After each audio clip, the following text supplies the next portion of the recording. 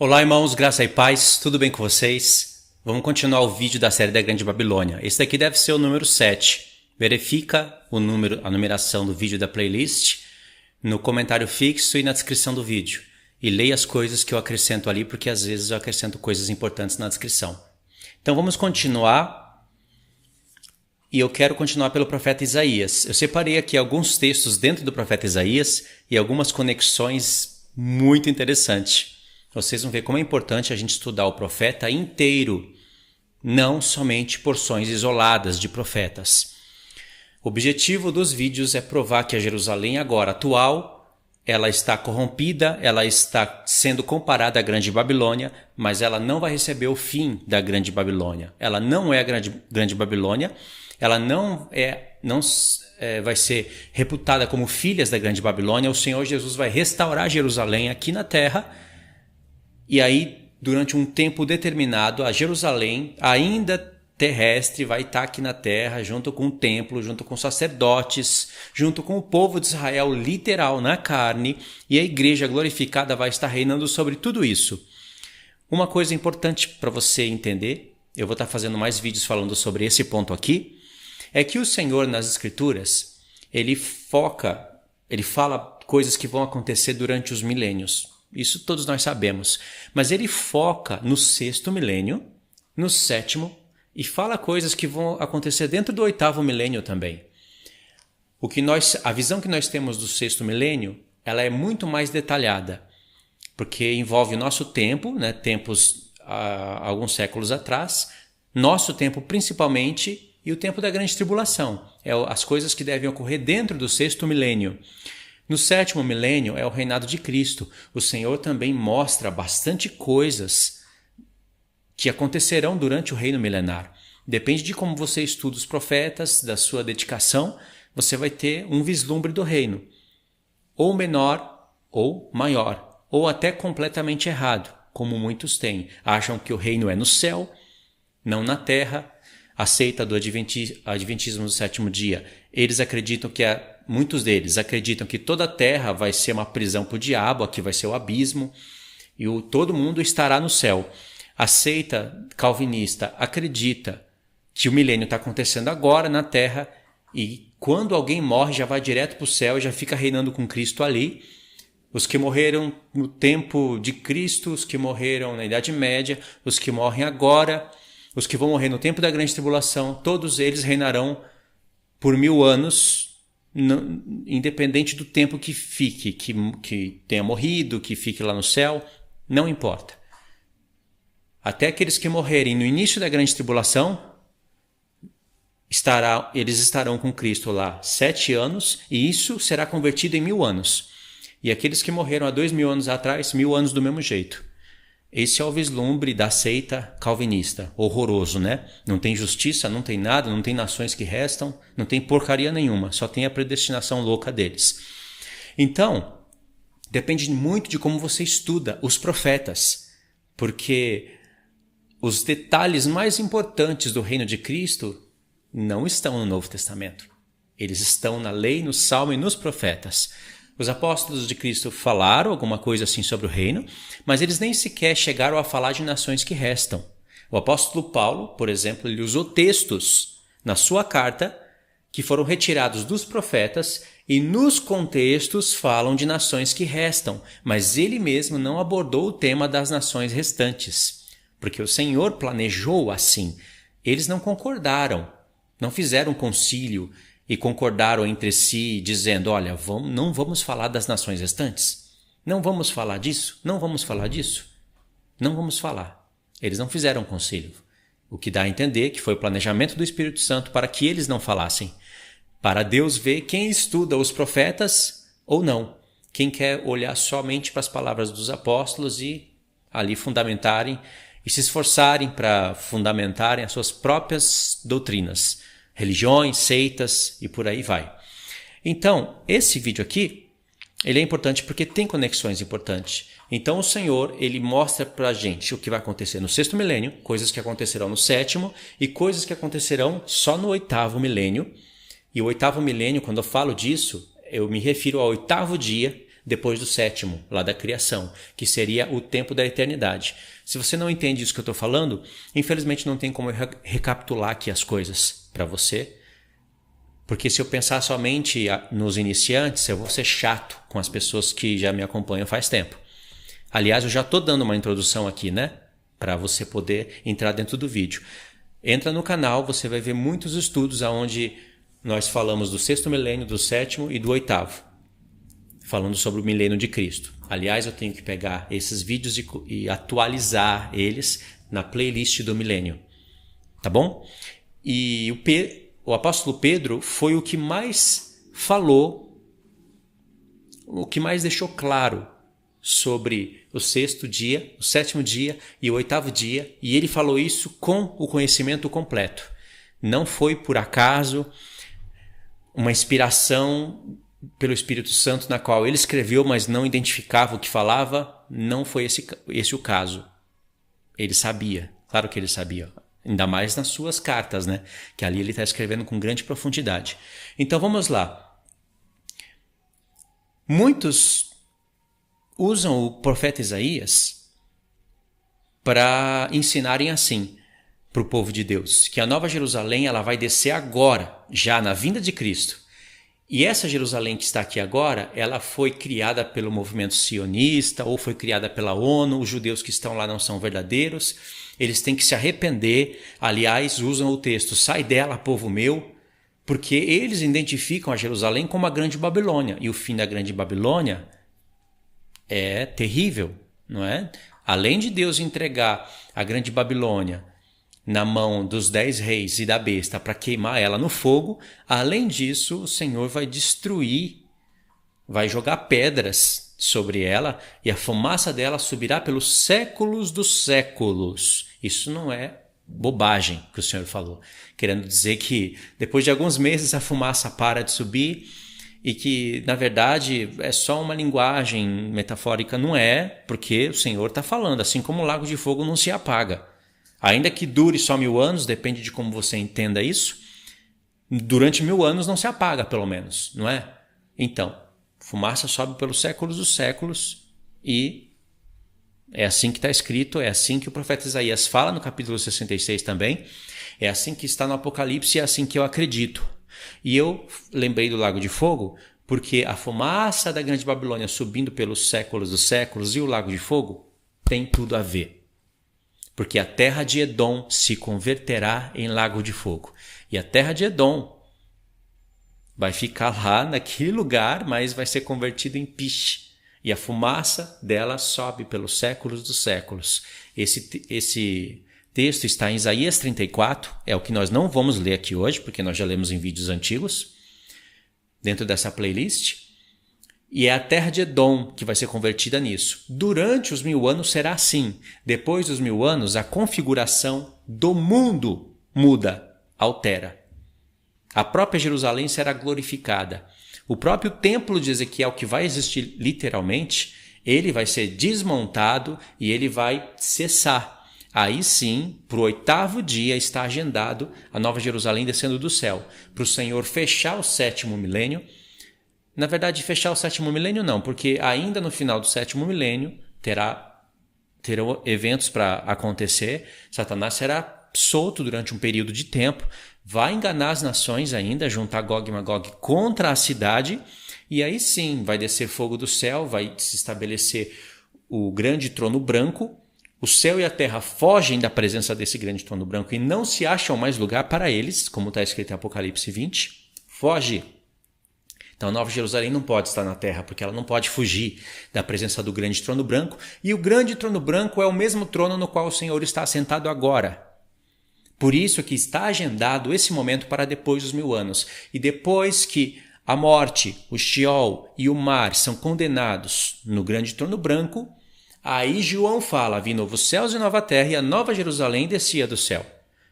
Aí sim, ainda que diz como uma esposa ataviada para o seu marido, não quer dizer que o casamento estará acontecendo naquele momento.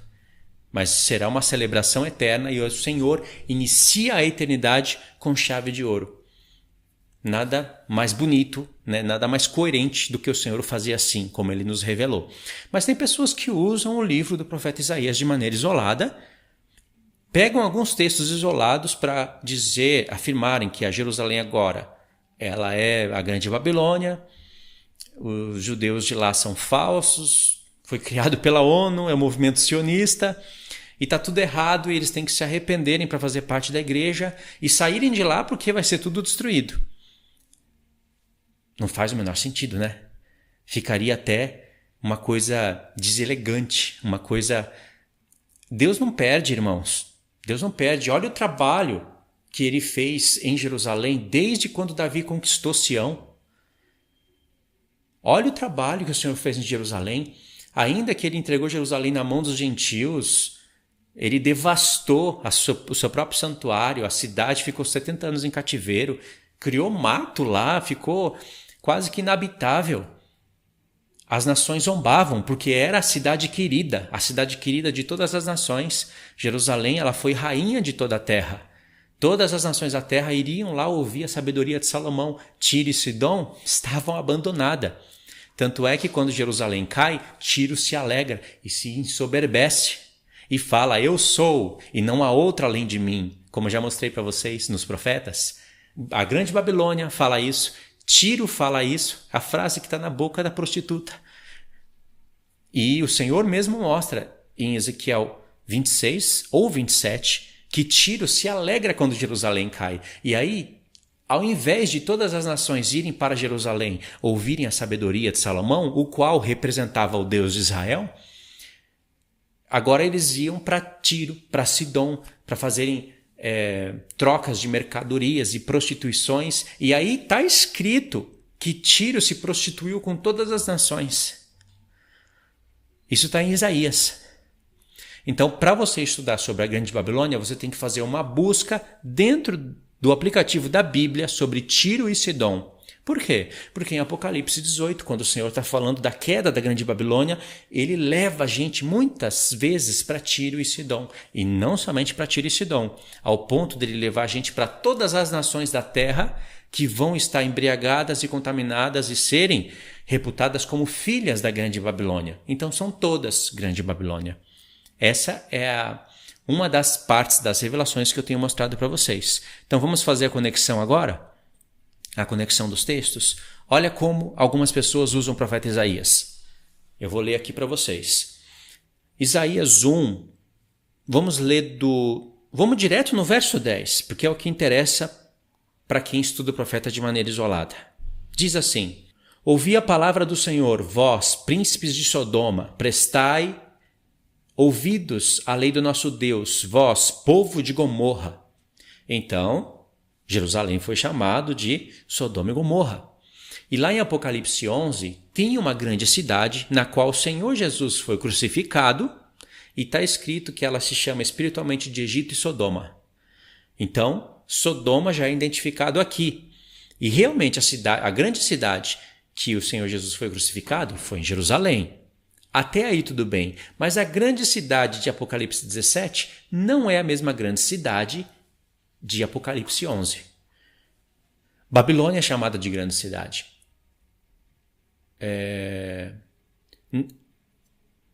Acho que é em Naum, ou é em Jonas, quando Deus manda ir na Síria, é chamada de grande cidade também. Constantinopla foi nomeada pelas nações de grande cidade. Então você tem que tomar cuidado quando você está lendo Apocalipse 11 e Apocalipse 17. Então o Senhor, com certeza, ele vai comparar Jerusalém à Grande Babilônia. Em Jeremias capítulo 3, ele vai falar que ela tem a fronte de uma prostituta. E não é só isso, o Senhor faz várias comparações. Olha o verso 21 de Isaías 1, que também é usado de maneira isolada. Como se fez prostituta a cidade fiel, ela que estava cheia de justiça, nela habitava retidão, mas agora homicidas. Então eu posso, como eu já fiz no passado, pegar esses textos recortados, isolados e chegar até Apocalipse 11 e Apocalipse 17 e pronto. Falo que a Jerusalém é a Grande Babilônia. Me esquecendo de todo o contexto dos profetas e até mesmo do que o próprio Apocalipse está falando da Grande Babilônia. Uma coisa é o Senhor comparar Jerusalém à grande Babilônia e castigar ela por isso. Outra coisa é ela ser realmente a grande Babilônia e levar ao fim da grande Babilônia. Isso é outra coisa diferente, o que não vai acontecer com ela, com a Jerusalém atual. Então, todo o trabalho que o Senhor teve com Jerusalém, entregou na mão dos gentios, profanou o seu próprio santuário, aí depois ele deixa reedificar. Neemias e Esdras vão e reedificam. Jerusalém fica limpa. Tempo da Pérsia. Aí no tempo da Grécia, eles começam a pecar de novo, e por causa da transgressão o Senhor entrega tudo aquilo nas mãos de Antíoco Epífanes IV, profana o santuário, mas o Senhor levanta os macabeus e purifica, justifica o santuário. E de novo isso vai até o tempo de Roma. No tempo de Roma, o próprio Senhor Jesus aponta para o santuário e fala que é a casa do pai dele. Com 12 anos ele fez isso, e 12 anos depois, não mais, 20 e poucos anos depois, ele continua falando que aquela casa é a casa do pai dele. Ele expulsou pessoas dali e falou para não fazerem da casa do pai dele lugar de covios e salteadores, como está em Jeremias 7, a mesma expressão que o Senhor Jesus usa. Ele tira aquelas coisas que ele fez ali de Jeremias 7. É claro que ele iria nos revelar pelo Espírito e já começa a revelar durante o seu ministério que a verdadeira casa de Deus é o corpo humano, mas ali era considerado casa do Pai. Ainda que em figura, Deus queria representar a sua figura naquela casa. E muitas pessoas erram nisso, achando que tudo aquilo ali era templo feito por mãos de homens, não valia porcaria nenhuma para Deus. Por que então Jesus estaria defendendo o templo? Vocês compreendem? Então, até no tempo de Roma, Jerusalém, com aquela tendo nela o sangue dos profetas na mão e ainda matando o mais precioso homem de todo mundo, ainda é lugar que Deus escolheu.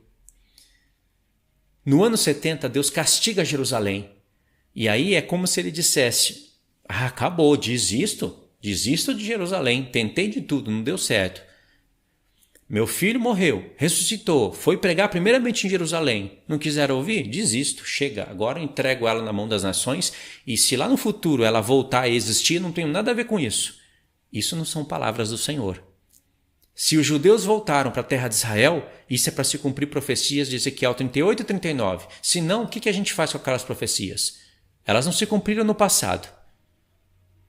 Dizem que no futuro agora não pode ser, porque é um movimento sionista, é a Jerusalém com a estrela do deus Reifã e que foi entregue às nações e que foi criada pela ONU e está tudo errado. Então o que a gente faz com as profecias de Ezequiel 38 e 39? Isso destacando esses dois capítulos, porque tem vários outros profetas onde Deus está falando da Jerusalém nos nossos tempos. Ela continua corrompida e por isso vai sofrer a ira de Deus também. Vários profetas mostram que Israel vai sofrer a ira de Deus.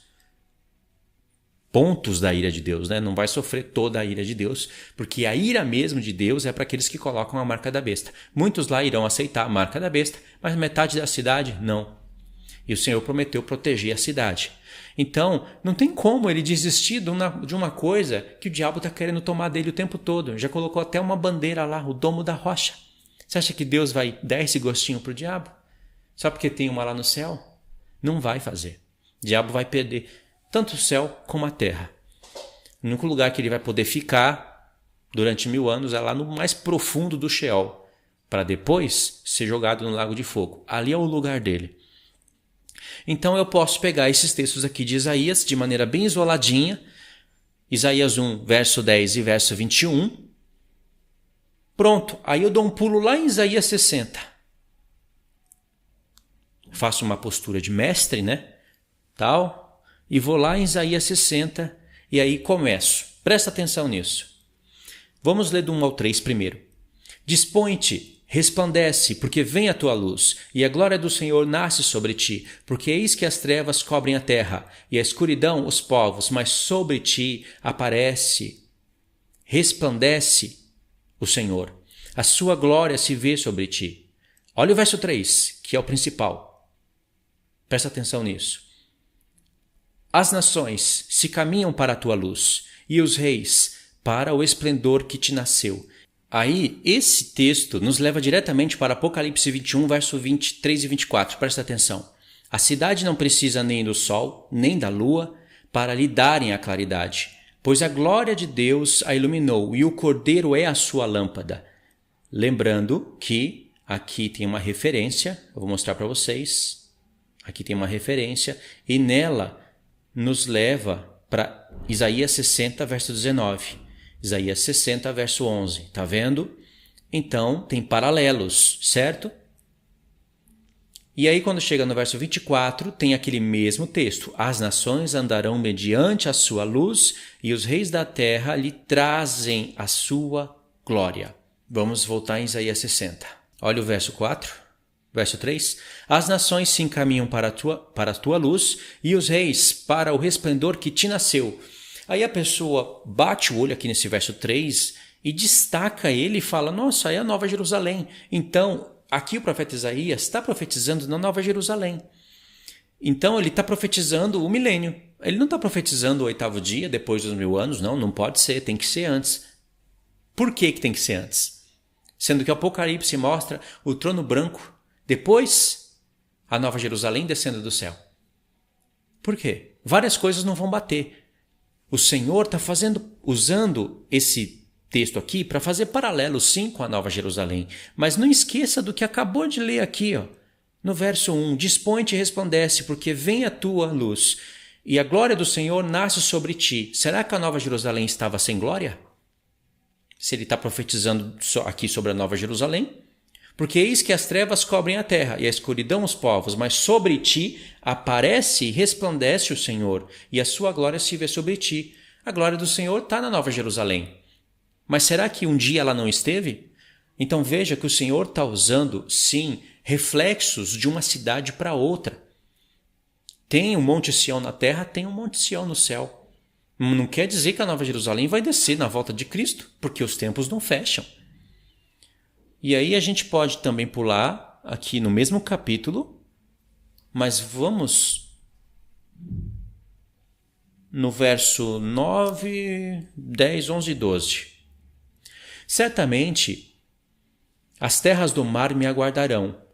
Virão primeiro os navios de Tarsis, etc, etc. Aqui, ó. Vamos ler isso daqui, sim. Os navios de Tarsis, para trazerem os filhos de longe, com eles a sua prata e o seu ouro, para a santificação do nome do Senhor teu Deus, o Santo de Israel, porque ele te glorificou. Está falando da Nova Jerusalém. A Nova Jerusalém não precisa ser glorificada. A Jerusalém da terra, sim. Verso 10. Estrangeiros edificarão os teus muros e os seus reis te servirão. Será que alguém vai edificar os muros da Nova Jerusalém? Ainda que alguém possa dizer, mas isso é espiritualmente falando. Quando nós edificamos a igreja, aí nós edificamos os muros da Nova Jerusalém. Não está falando isso aqui. Está falando que os estrangeiros vão edificar o muro. Só que o Senhor está usando paralelos de um tempo para o outro e de um templo para o outro. O edificador da cidade do céu é Deus.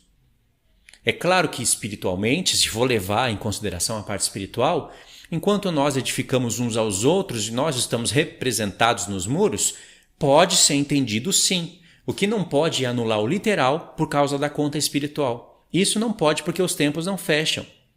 Aí o verso 11, aqui que vocês estão vendo na tela, fecha com Apocalipse 22, 21 e 22. Ó. As tuas portas estarão abertas de contínuo, nem de dia e nem de noite se fecharão, para que te sejam trazidas as riquezas das nações e conduzidos com elas os seus reis.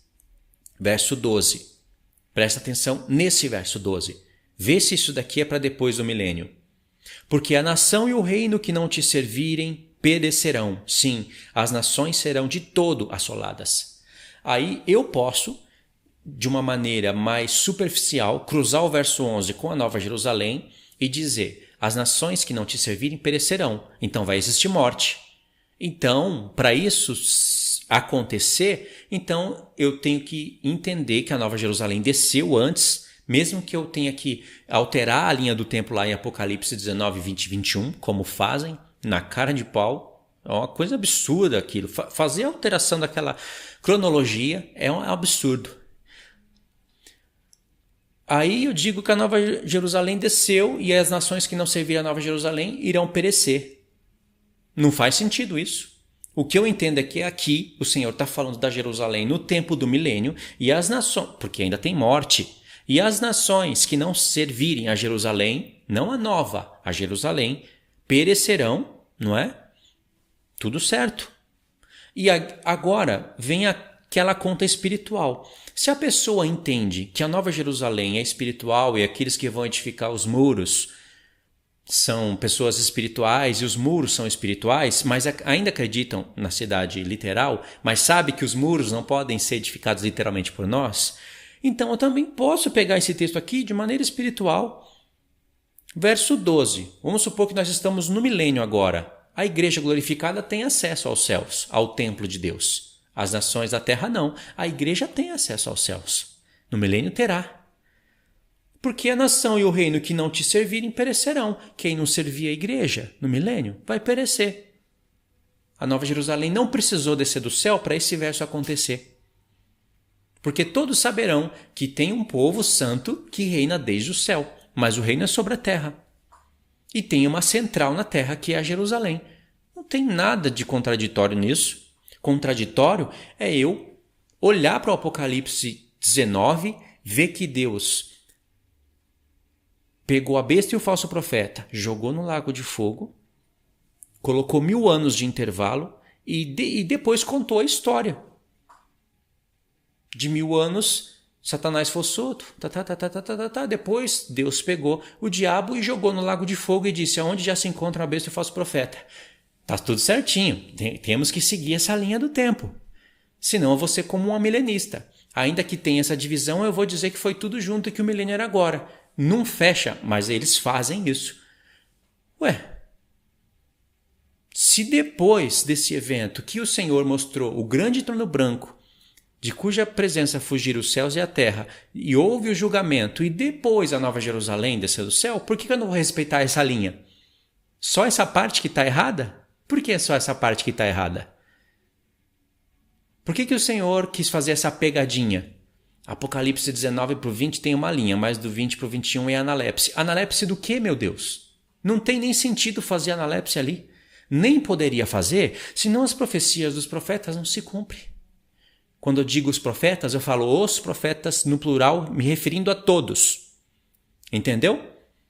Então o Senhor está fazendo sim referências a um templo do tempo do 8º dia, da eternidade.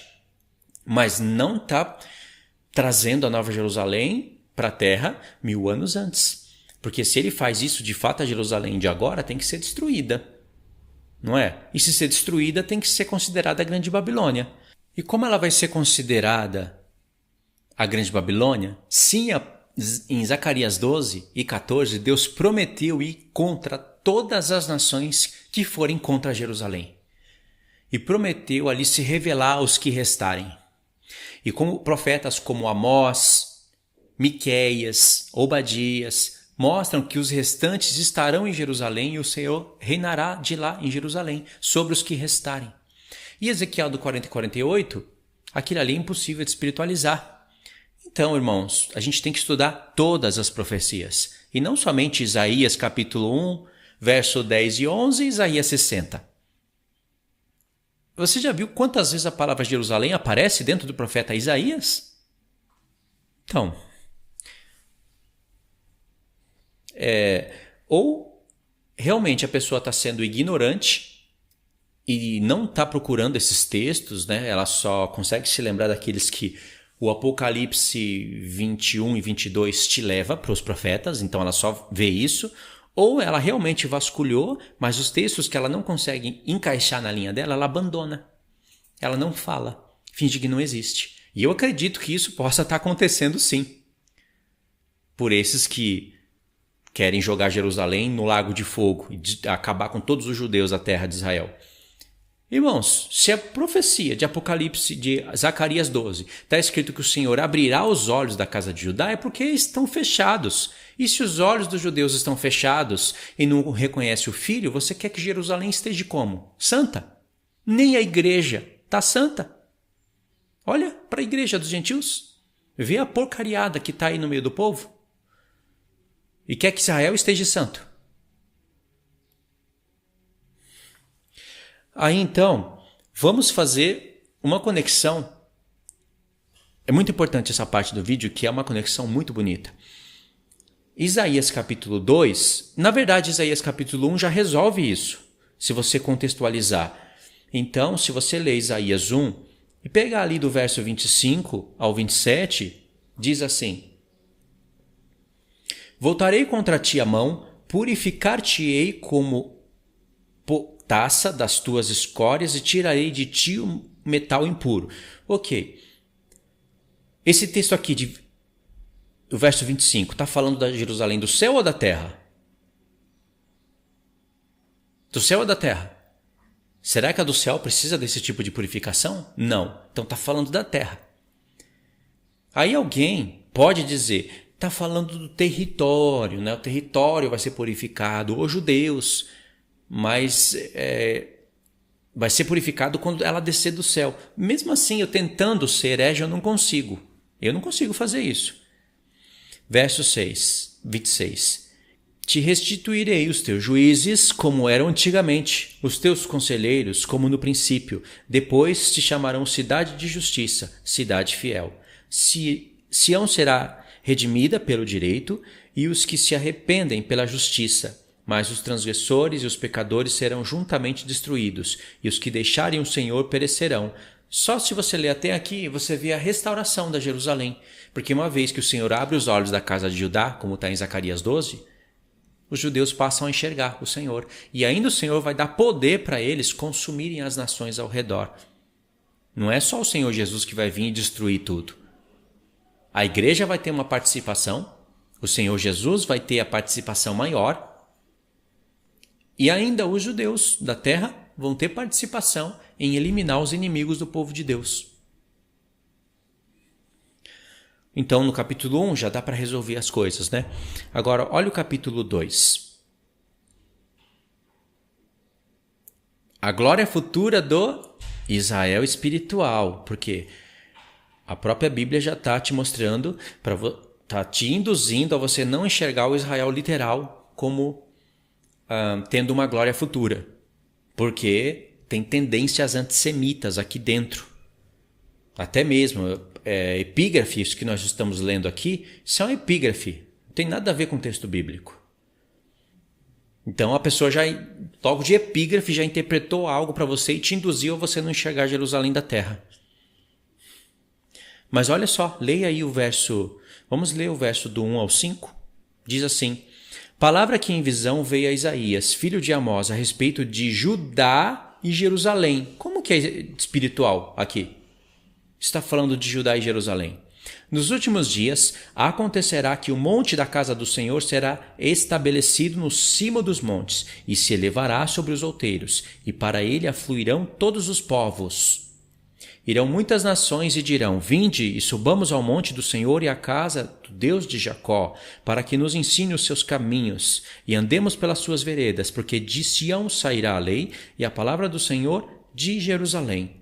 Ele julgará entre os povos e corrigirá muitas nações. Estas converterão as suas espadas em relhas de arados e as suas lanças em podadeiras. Uma nação não levantará a espada contra outra nação, nem aprenderão mais a fazer a guerra. Vinde, ó Jacó, e andemos na luz do Senhor. Aqui está falando de uma restauração da Jerusalém da terra, não do céu, não espiritual. Epígrafe mentirosa, epígrafe tendenciosa. E aí esse texto aqui, ele aparece em mais 2 profetas, só que cada vez que esses textos aparecem, Deus acrescenta coisas diferentes. Vamos cruzar agora com Miqueias capítulo 4. Que também é um profeta importantíssimo para a gente entender todo esse esquema. Diz assim: Mas nos últimos dias acontecerá que O monte da casa do Senhor será estabelecido no cimo dos montes e se elevará sobre os outeiros, e para ele afluirão todos os povos. Nos últimos dias. Aconteceu isso no tempo dos apóstolos? Não. No 5º milênio? Não. Vai acontecer quando? Se no 4º milênio, no 5º e no 6º não aconteceu, é claro que isso daqui está agendado para o 7º dia. Não é? Então o 7º dia está sendo considerado como o último dos últimos dias. Mas o Senhor falou aqui no plural e deixou a dica, né? Ele não poderia falar no último dos últimos dias e nem no 7º dia, porque senão ia dar de graça, assim, muito na cara a profecia. O Senhor não faz isso. Então nós temos que identificar nos últimos dias. Eu já vi até pessoas que falam que esses últimos dias começou no tempo dos apóstolos, então essa casa do Senhor já começou lá. Espiritualmente falando, sim, mas ela foi elevada em algum monte? Os povos estão indo para lá? Então olha o perigo de você espiritualizar os textos que são literais.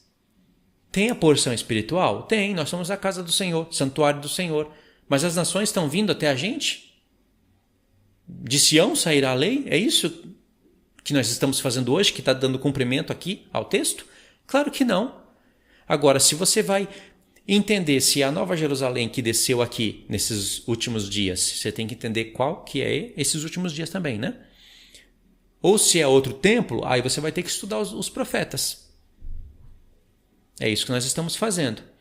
E ver que é o mesmo texto lá de Isaías 2, né? Verso 2 de Miqueias 4. Irão muitas nações e dirão, vinde e subamos ao monte do Senhor, à casa do Deus de Jacó, para que nos ensine os seus caminhos, e andemos pelas suas veredas, porque de Sião procederá a lei e a palavra do Senhor de Jerusalém. Ele julgará, aqui está igualzinho, né? O verso 3 está igualzinho. Agora, o verso 4 é onde o Senhor acrescenta a novidade. Não levantará a espada contra outra nação, nem aprenderão mais a guerra. Lembra que o Senhor Jesus disse em Mateus 24? Haverá nação contra nação, reino contra reino.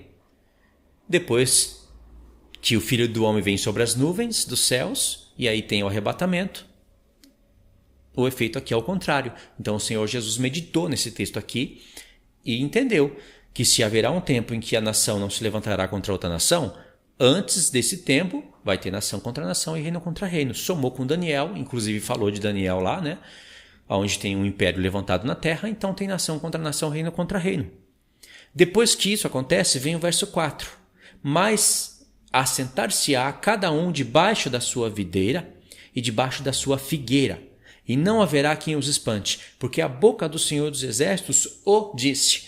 Agora eu pergunto para você, o que esse texto está fazendo aqui? Por que o Senhor quis falar esse texto aqui, que a gente sabe que é depois da vinda do Senhor Jesus? Porque ele quis revelar coisas para a gente. Então, mais um profeta que vai aparecer esse texto aqui, Zacarias capítulo 3. Eu estou fazendo também uma playlist dentro desse profeta, porque é um dos profetas mais importantes para se provar a restauração da Jerusalém agora. Aqui, nessa terra. E aí, não tem como eu falar muito a coisa aqui do profeta Zacarias, né? Vocês acompanham a playlist. Aqui o Senhor está dando uma visão para o sumo sacerdote Josué para falar da restauração do templo. Que sim, fala espiritualmente, fala do corpo de Cristo, mas eu não vou anular nada de literal que vai acontecer. Analisando o profeta todo, né? Principalmente os capítulos 12 e 14. E a visão é essa, vai ter que ler essa visão toda. Deus me mostrou o sumo sacerdote Josué, o qual estava diante do anjo do Senhor, e Satanás estava à mão direita dele, para lhe opor. Mas o Senhor disse a Satanás, o Senhor te repreende, ó Satanás. Sim, o Senhor, que escolheu a Jerusalém, te repreende. Está aqui, escolheu Jerusalém. É da terra, não é? O sumo sacerdote aqui existe, não é? É literal, não vou anular isso. Reflete algo espiritual, também eu vou entender. E essa profecia aqui, mesmo sendo literal no contexto histórico, refletindo algo espiritual para o nosso tempo, ainda assim vai emitir algo literal no milênio, aonde literal e espiritual vão estar juntos, não se anulam um pelo outro. Então o verso 3 diz, Ora, Josué, trajado de vestes sujas, estava diante do anjo. Tomou este a palavra e disse ao que estava diante dele: Tirai-lhe as vestes sujas. A Josué disse: Eis que tenho feito que passe de ti a tua iniquidade e te vestirei de finos trajes. E disse eu: Põe-lhe um turbante limpo sobre a cabeça. Puseram-lhe, pois, sobre a cabeça um turbante limpo e o vestiram com trajes próprios. E o anjo do Senhor estava ali. Protestou a Josué e disse: Assim diz o Senhor dos Exércitos: se andares nos meus caminhos e observares os meus preceitos, também tu julgarás a minha casa e guardarás os meus átrios, e te darei livre acesso entre estes que aqui se encontram. Irmãos, aqui o sumo sacerdote fala de Cristo. As vestes sujas é por causa do nosso pecado que ele carregou sobre si. Não era o caso aqui do ponto literal. Aqui o ponto literal, as vestes do sumo sacerdote estavam sujas por causa dos seus próprios pecados. Mas a gente sabe que o sumo sacerdote Josué, que inclusive é o mesmo nome de Jesus, Yehoshua, fala de Cristo. Mas Jesus não ficou com as vestes sujas por causa dos seus próprios pecados, mas por causa dos nossos. Paulo fala em 2 Coríntios 5, se eu não me engano: aquele que nunca viu pecado se fez pecado por nós. E aí o Senhor muda as vestes dele. É a transfiguração, a glorificação do Filho. Não falou algo espiritual? Falou. Não anulou aqui o literal. Entendeu? É isso que eu quero que vocês entendam quando leiam os profetas. Então vem a palavra aqui, aonde o Senhor vai usar a vida do sumo sacerdote Josué para falar do seu Messias no futuro. Verso 8. Ouve, pois, Josué, sumo sacerdote, tu e os teus companheiros que se assentam diante de ti, porque são homens de presságio. E são 7 homens que estavam aqui perante ele. Você tem que ver isso nos outros livros. 7 homens principais. Eis que eu farei vir o meu servo, o renovo, porque eis aqui a pedra que pus diante de Josué. Sobre esta pedra única estão os 7 olhos. Eis que eu lavrarei a sua escultura, diz o Senhor dos Exércitos, e tirarei a iniquidade desta terra num só dia. Que dia que vocês acham que é esse? É o dia da expiação. Um dia onde se tira a iniquidade de todos é o dia da expiação. Está falando do futuro. Já falou que vai vir um renovo que iria fazer expiação pelos nossos pecados. Então aqui está implícito a vinda de Cristo, o dia da expiação. E olha o que diz o verso 10. Naquele dia, que se referiu o dia da expiação, que é o dia da volta do Senhor Jesus. Naquele dia, é a expressão profética para o milênio, diz o Senhor dos Exércitos: cada um de vós convidará o seu próximo para debaixo da videira e para debaixo da figueira. O que nós lemos em Zacarias? Quando todas as nações irem buscar o Senhor em Jerusalém, no seu Monte Santo, para aprender a lei, cada um convidará o seu próximo para debaixo da figueira e para debaixo da videira. Entendeu? O que a profecia está nos falando? Mas por que esse texto está aqui e está também lá em Miqueias 4? Não está em Isaías 2. Mas foi para a gente cruzar tudo, né? Porque tem mais um texto importante onde se encontra essa expressão. 1 Reis 4. 1 Reis 4. Vamos ler do 20 ao 25. Aqui está certo, essa epígrafe não está tendenciosa, você pode dar crédito a ela, eu vou até ler a prosperidade do reino de Salomão. Shalom, reino, rei de paz. Shalom. Por isso que ele levou o nome de Shalom. Houve paz em toda a terra nesse tempo. Eram, pois, os de Judá e Israel muitos, numerosos como a areia que está ao pé do mar. Comiam, bebiam e se alegravam. Dominava Salomão sobre todos os reinos de Eufrates até a terra dos filisteus e até a fronteira do Egito, os quais pagavam tributo e serviam a Salomão todos os dias da sua vida. Era, pois, o provimento diário de Salomão 30 de coros de flor de farinha e 60 coros de farinha, etc, etc. Verso 24, porque dominava sobre toda a região e sobre todos os reis aquém do Eufrates, desde Tifsa até Gaza, e tinha paz por todo o derredor. Judá e Israel habitavam confiados, cada um debaixo da sua videira e debaixo da sua figueira, desde Dan até Berseba, todos os dias de Salomão. Irmãos, é o reinado de Cristo prefigurado aqui. No reino de Cristo vai ter Judá e Israel juntos unificados, tribos literais, aonde o Senhor vai designar isso. Está em Ezequiel 47 isso daqui. Não anulou todo o esquema da unificação das duas casas de Israel, igreja glorificada. Não anulou. Mas tem o povo de Israel judeu que vai restar, os restantes. Eles não vão ser nações. Não vão estar glorificados. A profecia deixou bem claro. Eles vão fazer o quê? Vão restar em Israel. Então, aqui a prosperidade do reino de Salomão. Se você pega aqui o verso do 29 ao 34, também é interessante. Deus também deu a Salomão sabedoria, grandíssimo entendimento e larga inteligência como a areia que está na praia do mar.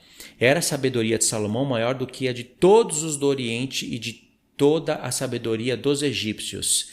Era mais sábio do que todos os homens, mais sábio do que Etã, Ezraíta, etc, etc. Compôs 3.000 provérbios e foram os seus cânticos 1.005. Aqui vai falar, de toda a sabedoria que ele tinha, de animais e plantas e tudo. E verso 34. O verso 34 é o que se cumpre em Isaías 2, em Miqueias 4 e em Zacarias 3. Todos os povos vão a Jerusalém novamente, porque Tiro e Sidom, que é a grande Babilônia, vai ser derrubada. De todos os povos vinha gente a ouvir a sabedoria de Salomão, e também enviados de todos os reis da terra que tinham ouvido da sua sabedoria. Não é muito lindo isso? E para a gente entender que realmente isso daqui é uma prefiguração do milênio, olha o que vem logo em seguida, capítulo 5. Enviou também Hirão, rei de Tiro, e os seus servos a Salomão, porque ouvira que ungira Salomão rei em lugar de seu pai, pois Hirão sempre fora amigo de Davi. Então Salomão enviou mensageiros a Hirão, dizendo: Bem sabes que Davi, meu pai, não pôde edificar uma casa ao nome do Senhor, seu Deus, por causa das guerras com que o envolveram os seus inimigos, até que o Senhor los pôs debaixo dos pés. Não é perfeito isso? O Senhor colocou todos os inimigos debaixo dos pés de Davi. Salomão entendia assim. Mas o salmo que Davi compôs não falava de Davi, falava do descendente de Davi. Então vê como realmente o Senhor, de maneira prefigurativa, assim como outras profecias da Bíblia, se cumpre de maneira não plena, mas de maneira prefigurativa, de maneira parcial. Assim também foi aqui. O Senhor colocou todos os inimigos debaixo dos pés de Davi, e aí veio uma edificação de um templo no milênio e paz sobre toda a terra. Assim será quando o Senhor Jesus voltar. Vai ser semelhante, entendeu? Então, de fato, o reino de Salomão é uma prefiguração do reino do Messias. E aí nós teríamos aqui, para ler, eu vou anotar aí na tela e você lê na sua casa, porque o vídeo já ficou grande. São textos pequenos, onde a palavra Jerusalém aparece dentro do profeta Isaías, e você vai ver que está falando da restauração da Jerusalém aqui agora. Isaías 4, do 1 ao 6, vai estar falando da Jerusalém aqui na terra. Isaías 31, do 1 ao 6, você vai ver que o Senhor está vindo, descendo do céu, está escrito, para ele defender Jerusalém. Vai defender para quê? Se ele vai entregar Jerusalém na mão dos 10 reis, da besta e dos reis da terra, e depois vai meter pedrada sobre ela e meter fogo, para que ele vai defender Jerusalém? Isaías 31, do 1 ao 6, aí na tela. Isaías 52, do 8 ao 12, o Senhor está voltando para Sião. Soma esses textos com o vídeo e vocês vão entender perfeitamente. O mais importante eu li.